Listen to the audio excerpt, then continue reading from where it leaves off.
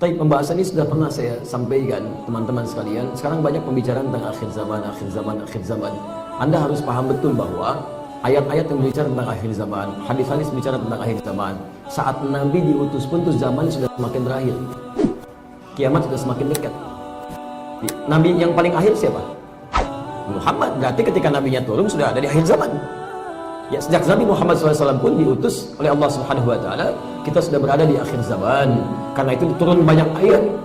Ya, misal di surah Al-Qamar ayat Quran surah 54 ayat pertama. Ya, iqtarabatis sa'ah. Ya, kiamat semakin dekat. Itu artinya apa? Ya, itu artinya masa-masa di akhir setelah Rasulullah SAW, waktu kita tidak banyak. Tapi ukuran Allah kan dengan ukuran kita berbeda. Makanya ketika ada orang-orang bertanya tentang kiamat, langsung oleh Al-Quran dan hadis-hadis Nabi SAW dibalikan kembali untuk mempersiapkan diri, tidak sibuk memikirkan tentang situasi akhir zaman. Saya beri contoh begini, misal Quran surah ke 31 ayat 34. Inna Allah 'indahu 'ilmus sa'ah wa yunazzilul ghaith wa ya'lamu ma fil arham wa ma tadri nafsun madza taksibu ghadan wa ma tadri nafsun bi ayyi ardin tamut. Inna Allah 'indahu 'ilmus sa'ah. Dan hanya Allah Subhanahu wa taala yang memiliki 5 hak prerogatif yang tidak dimiliki oleh makhluk lain dan tidak akan diinfokan pada siapapun kecuali tepat pada waktunya. Yang pertama kali, ilmus sa'ah, pengetahuan tentang kiamat, akhir zaman, berakhirnya zaman. Tayyib, kalimatnya menggunakan sa'ah, padahal dalam Quran kalimat kiamat banyak.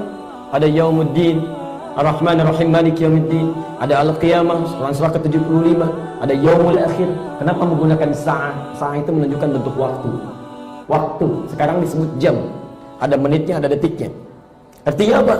Yang tahu terjadi kapan kiamat sampai dengan menitnya, sampai dengan detiknya itu hanya Allah Subhanahu wa taala. Makanya ketika ditanyakan tentang waktunya, Quran balik bertanya kepada kita, termasuk hadis Nabi, apa persiapannya? Apa persiapannya? Seorang Arab bertanya pada Rasulullah SAW, bertanya mata sa'ah. Masya Allah. Maka ditanya oleh Nabi, apa yang sudah kamu siapkan untuk saat itu? La'ala sa'ala takunu qariba. Jangan-jangan saat kiamat semakin dekat, kamu sudah menyiapkan apa? Karena itu kalau saya sarankan, antum jangan menyibukkan diri untuk memikirkan banyak hal terjadi begini, begitu dan sebagainya. Lebih baik persiapkan diri menjadi semakin takwa. Lebih baik dalam pandangan Allah Subhanahu wa taala. Sehingga ketika terjadi apapun, dalam kesempatan apapun, antum dalam keadaan baik.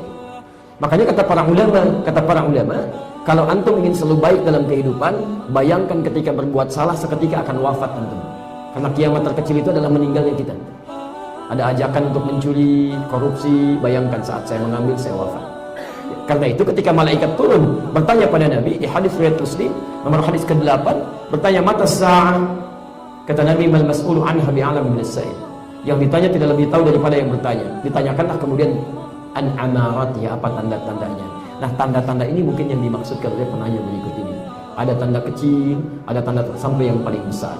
Yang ditanyakan sampai yang terakhir tentang Al-Mahdi, fasenya kan dibagi 5. Yang terakhir itu kembali kepada tuntunan Rasulullah SAW. Munculnya orang-orang baik, mulai mempraktekkan kehidupan sesuai dengan fungsi yang telah ditetapkan oleh Allah. Fungsi yang telah ditetapkan adalah khalifah. Quran surah kedua ayat ke-30, posisi paling kiri sebelah atas. Inni ja'ilun fil ardi khalifah. Maka mulai muncullah kemudian fungsi-fungsi khalifah di muka bumi. Apa fungsinya? Antum mesti tahu dulu apa itu khalifah.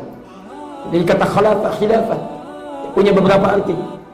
Arti normalnya saling menggantikan, tapi arti esensinya khalifah itu sesuatu yang menghadirkan kebaikan-kebaikan. Dari kata al-umru ma'mur, sesuatu yang bermanfaat. Makanya usia antum disebut dengan umur, batasnya disebut dengan ajal. Kenapa disebut dengan umur? Supaya mengesankan kalau masih punya waktu untuk usia, maka isi usia itu dengan segala hal yang bermanfaat. Al-umur itu segala hal yang melahirkan manfaat. Ya, mumpung masih punya umur. Jadi kalau ditanya berapa umur Anda, itu isyarat dari Allah, berapa dari sekian usia Anda sekarang yang sudah bermanfaat. Lisan Anda, pandangan Anda, mata Anda dan sebagainya. Nanti ketika zaman mulai, mohon maaf, banyak kerusakan-kerusakan. Pertama masa nubuwah, kemudian khilafah, ya masih baik terjaga. Setelah itu mulai kemudian raja-raja, ya setelah itu muncul banyak bertebaran keburukan-keburukan, baru kemudian kembali kepada kebaikan-kebaikan. Fungsi khilafah kembali. Yang dimaksud khilafah barangkali belum tentu dalam secara pemaknaan politik. Muncul lagi kemudian satu pimpinan yang lainnya misalnya mengikuti, belum tentu seperti itu. Yang dimaksudkan bisa jadi maknanya umum. Semua orang ingin berusaha untuk kembali pada ajaran Al-Quran dan Sunnah Rasulullah SAW. Dia pengen belajar dengan benar. Yang dulu makmur diartikan rame. Kalau pengajian rame itu senang. Kalau cuma rame jangankan di masjid, di pasar rame, di alun-alun barusan rame. Bukan rame, makmur itu bermanfaat. Dewan Kemakmuran Masjid. Innama ya'muru masajidallah. Quran surah 9 ayat ke-18. Yang dimaksud banyak manfaat yang dilakukan. Kalau sudah seperti itu, maka sesuai yang ditanyakan seperti ini. Ya, maka sudah kembali kepada kebaikan. Nanti orang-orang baik ini diwafatkan, tinggal tersisa orang-orang yang jelek di masa akhir. Saat jelek ini muncullah, kemudian mulai muncul tanda-tanda yang lainnya. Ada duhan, ada puncaknya Dajjal dan sebagainya. Kalau sudah seperti itu, maka puncak terakhirnya adalah turunnya Al-Mahdi. Ya, itu dalam kajian nanti yang lebih jauh lagi. Tapi intinya, apa yang sudah kita siapkan untuk menuju pada kebaikan-kebaikan, menuju pada Allah Subhanahu wa Ta'ala.